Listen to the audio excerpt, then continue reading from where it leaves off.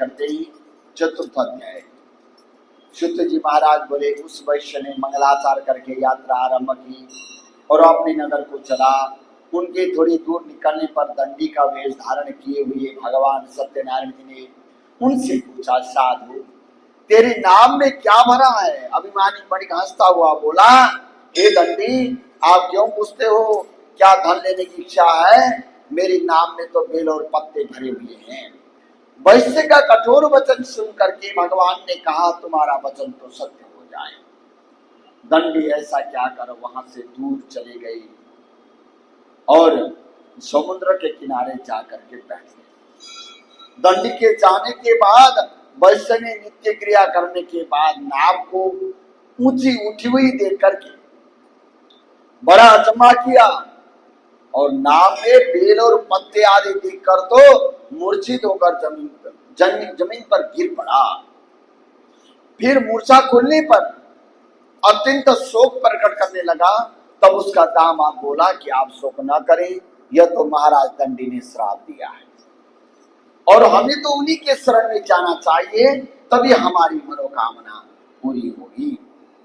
दामाद के वचन सुनकर साधु बणिक दंडी के पास पहुंचा और अत्यंत भक्ति भाव से नमस्कार करके बोला, हे भगवान, आपकी माया से मोहित ब्रह्मा आदि भी आपके रूप को नहीं जानते, तब मैं अज्ञानी कैसे जान सकता हूँ?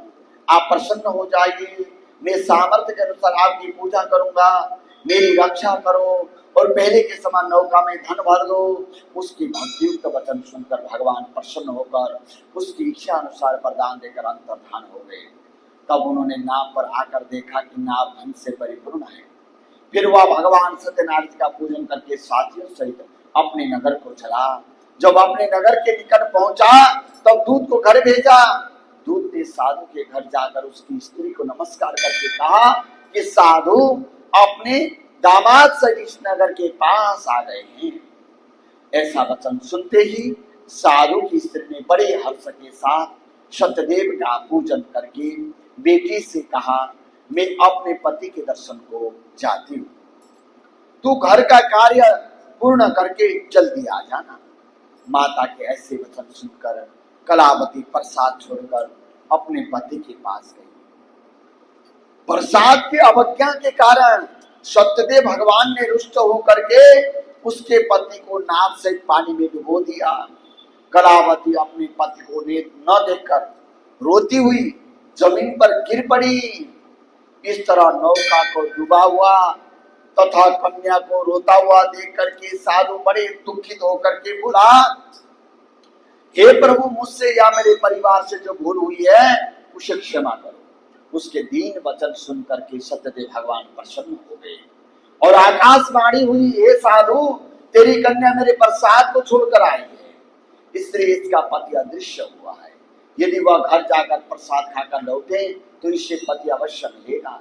ऐसी आकाशवाणी सुनकर कलावती ने घर पहुंचकर प्रसाद खाया, फिर आकर पति के दर्शन किए। उसके बाद साधु ने बंधु बांधवों सहित सत्यदेव भगवान जी का विधि पूर्वक पूजन किया। उस दिन से वह प्रत्येक पूर्णिमा को सत्यनारायण भगवान का पूजन एवं कथा करने लगा। फिर इस लोक का सुख होकर अंत में स्वर्गलोक को चला गया। इति श्री स्कंद पुराणे रेवाखंडे श्री सत्यनारायण व्रत कथा चतुर्थ अध्याय समाप्त। बोलिए सत्यनारायण भगवान की जय। भज मन नारायण नारायण नारायण।